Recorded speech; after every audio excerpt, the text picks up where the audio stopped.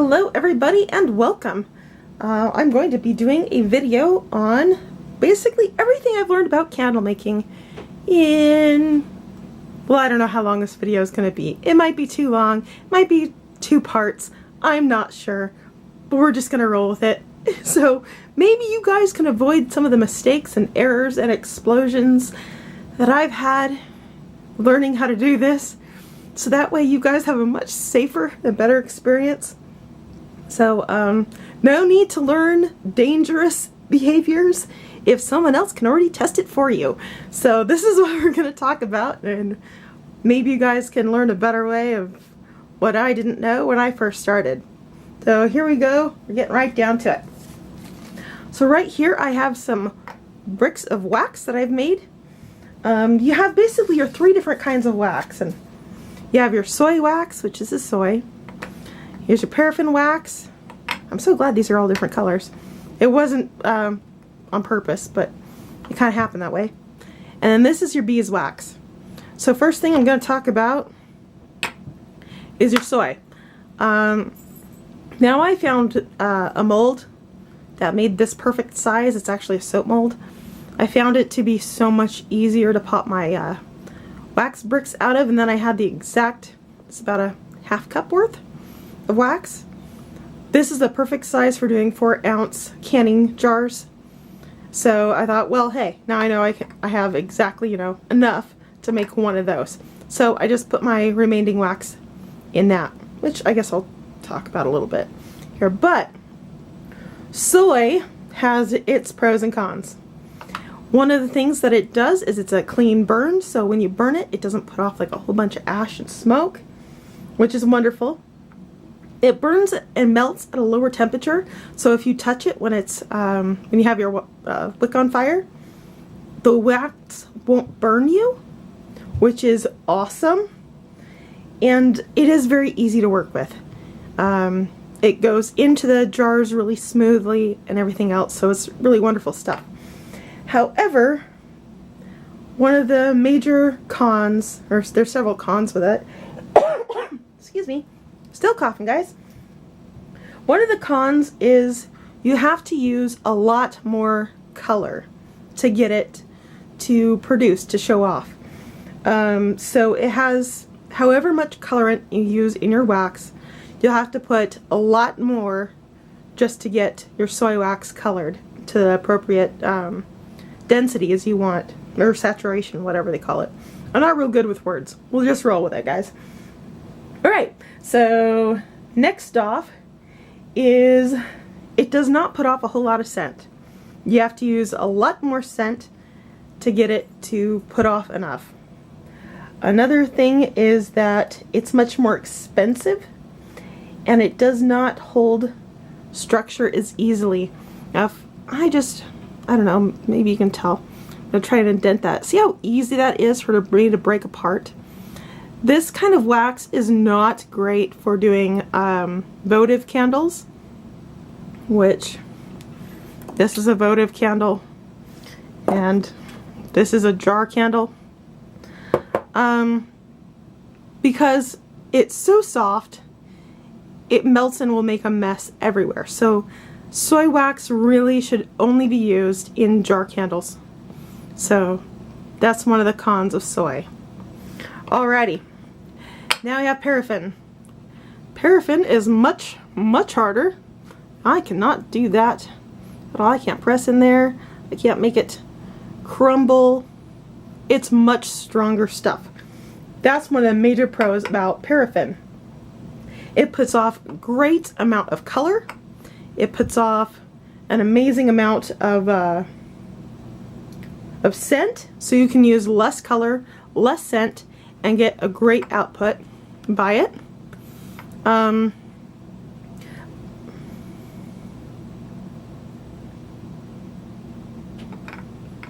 can't figure out why. Oh, okay.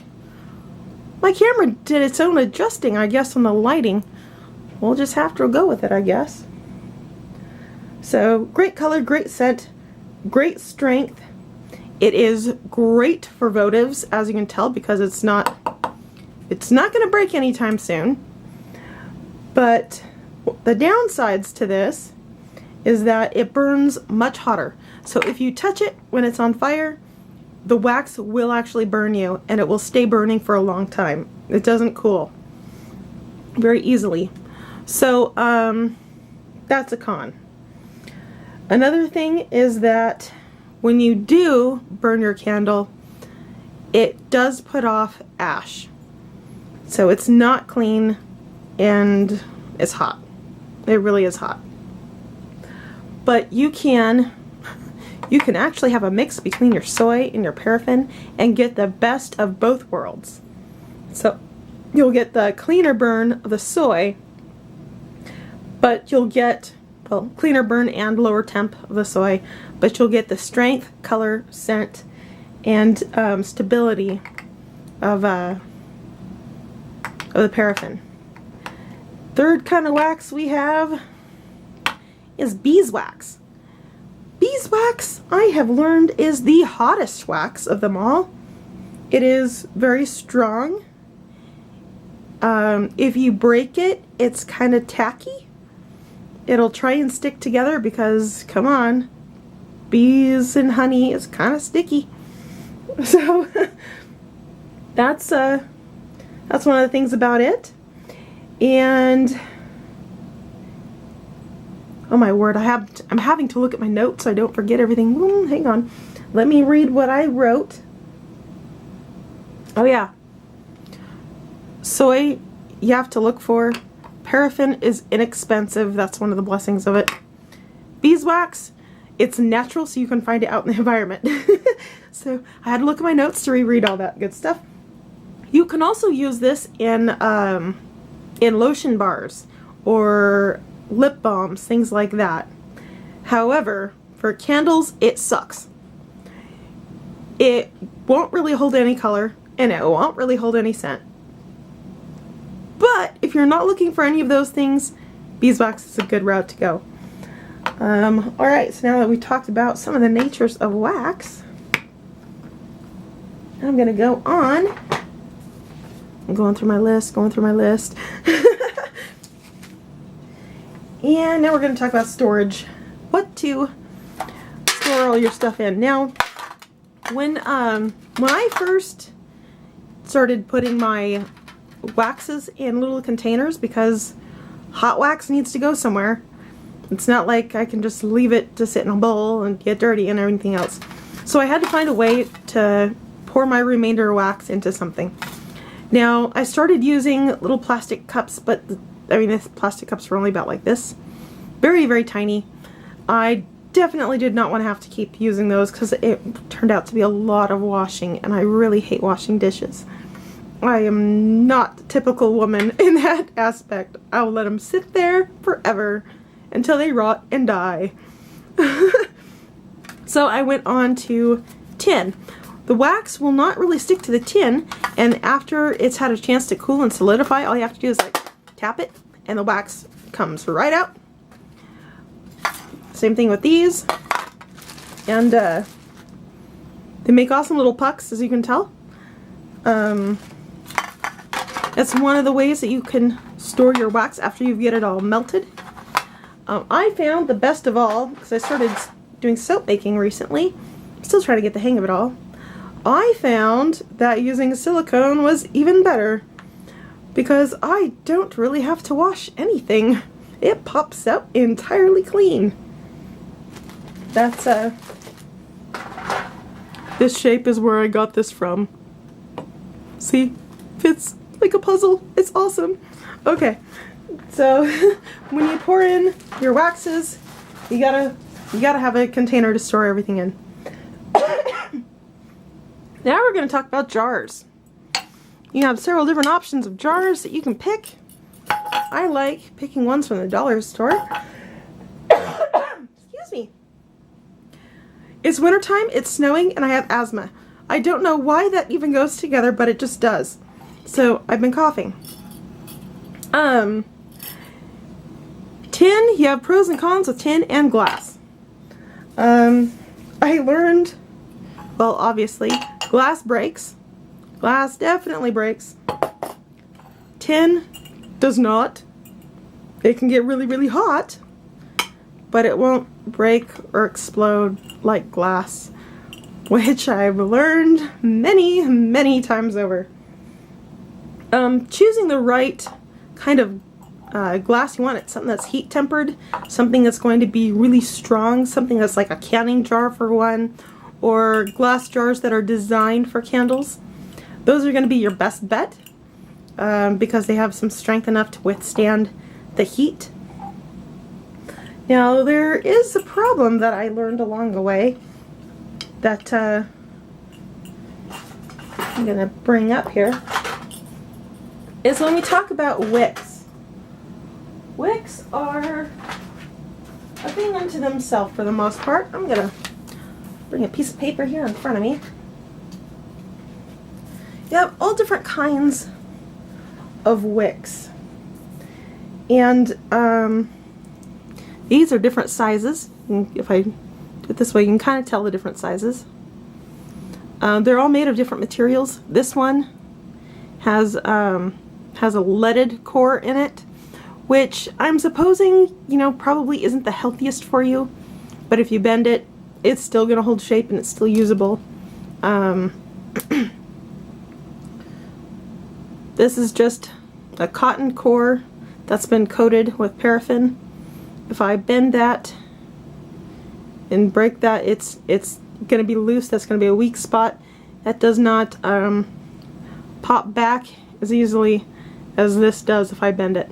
So something to think about. And see, even that is kind of crumpled up on the sides. So something to think about. Try not to bend your wicks if you can help it. See, that's broken there too. But I don't really use those wicks very much. I tend to use these more because they do have more strength to them. And they will stay put. Whoop, knocking stuff over. They will stay put when you stick them in your jars. Let's see if it'll stand.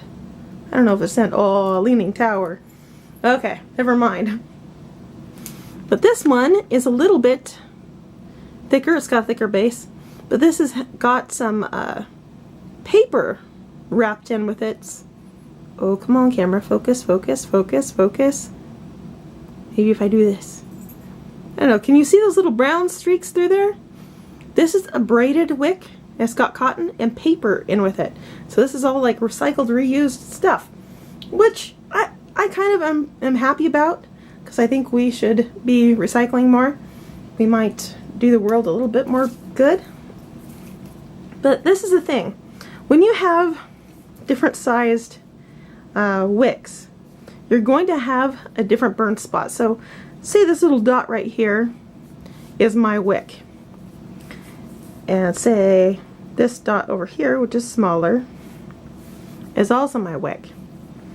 Now when you burn your candle, you will have a burn spot sized to whatever size that wick is. And this one, of course, because it's a bigger wick, it's going to leave a bigger burn spot. Here's the thing. When you light your candle, like this one, you can see it's got its own burn spot.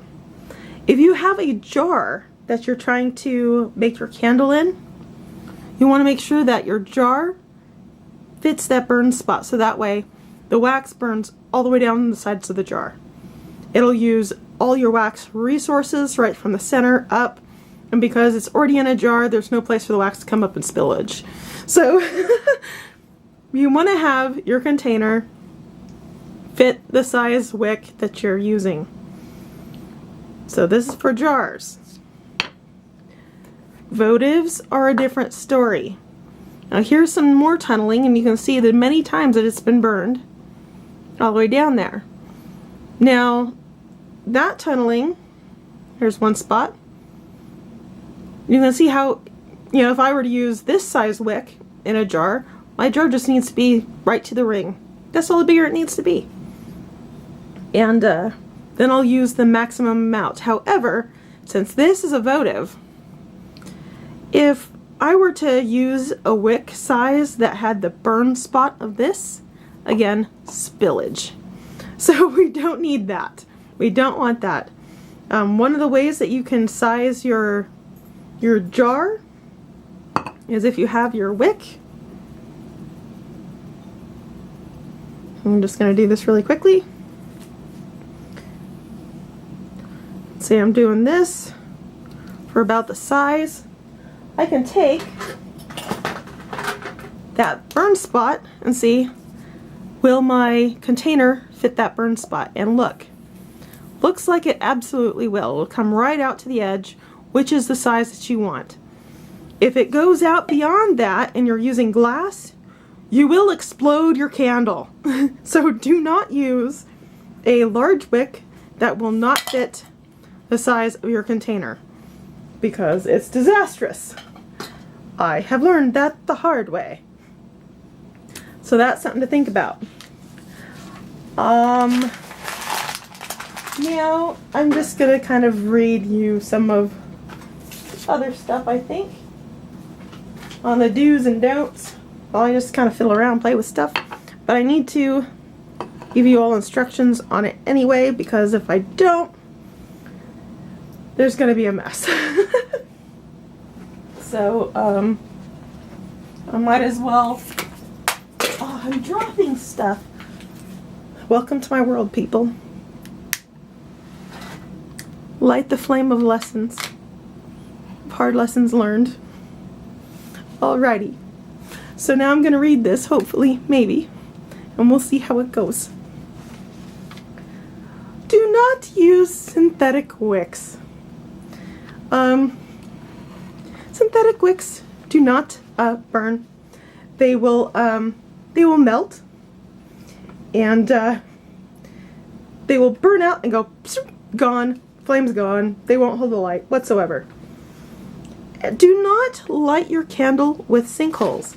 Now, one of the things that wax likes to do is when you pour it, it likes to stick to the sides of your jar.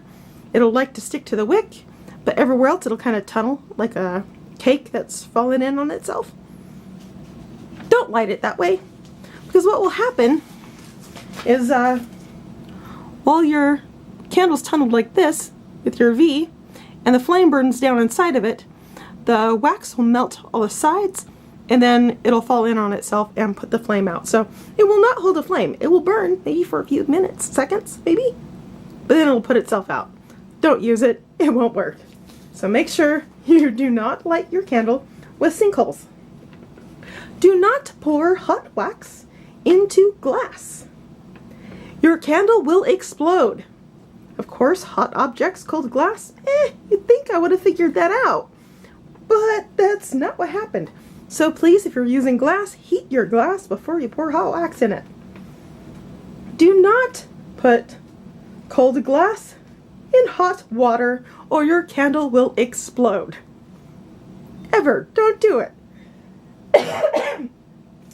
So, don't let your glass, which does happen by the way, when your pot is boiling of water, your candle will kind of do this. Don't let your glass teeter on the bottom of your pot or your candle will explode eventually. The teetering of your candle will weaken the glass because it's sitting in hot water, mind you. And yeah, that was a mess. Alrighty, next one. Do not, wait, let me read this. Yeah, okay. I've got my other list. So, sometimes when you're, and it's a double boiler system, by the way, you need to do that if you're going to be making these candles. Otherwise, you're going to have more messes. If you fill in your pot with water and your candle starts to float like this, do not continue. Take some of that water out. Don't float your candle, because as the water starts to boil, your candle will start doing this, and then it will tip over, and then the tip of your jar can snap, and guess what? Your candle explodes. So don't do that either. And like I said earlier, don't use too large of a wick or your candle will explode. Don't put your wick close to an edge or your candle will explode, which this kind of did as a votive. See, ain't that lovely? You don't want that to be your glass. And then if you have a tapered container, like this one, for instance, you see how it's here's the shoulder and it rounds up to the top. If you have a container like this that you're trying to fill up with wax, don't fill it up past that shoulder. Keep it below that shoulder, because by the time you start to remake your candle, the heat will heat the bottom and your wax will melt. But as it starts to come up and around that curve, it won't melt so much. So basically you end up with melted wax, a gap of space, and then you have your solid wax. And then if your water line is like somewhere around here, guess what? Your glass will explode. Alrighty. Next one. Do not ever try and flatten your tops with a hairdryer, or your hairdryer will explode. Kind of. See what happens, like with this guy, I've just lit for memorabilia. Oh look! It showed up all nice and pretty. Now you can see the flame. I'm all proud of myself now. Okay, sorry. I had to go chase squirrels there for a second. Okay. So, okay, where am I? Hair dryers. Yes. All right. So when you try and flatten your top to try and get rid of those, oh look, it moves. All right, I'm trying to focus, guys. I'm really trying. So if you use a hair dryer, the hair dryer will blow and the wax will blow around. It'll hit the side and splash back in your face. You don't want to wax your nose hairs, but you will have wax sickles hanging off your face, your hair, your eyebrows, your eyelashes. Great stuff. Don't do it. The other two I didn't learn for myself. And always use a double boiler type system, which a pot, stick another pot inside of it, and that's what you melt your wax in. And if you don't, you'll probably have another kind of explosion of a pot and burn it. Great fun, fill the house with smoke. I watched someone else do that, so I did not repeat that one. And then another one, if you have a candle that someone's put rose petals and stuff in, don't do it or the whole top of your candle will be a fireball. So do's and don'ts, live and learn. Glory, glory. So I hope the do's and don'ts kind of helped. Alright, and then I'll be doing some other burn tests here soon, and I'll see you back soon. Alright, bye.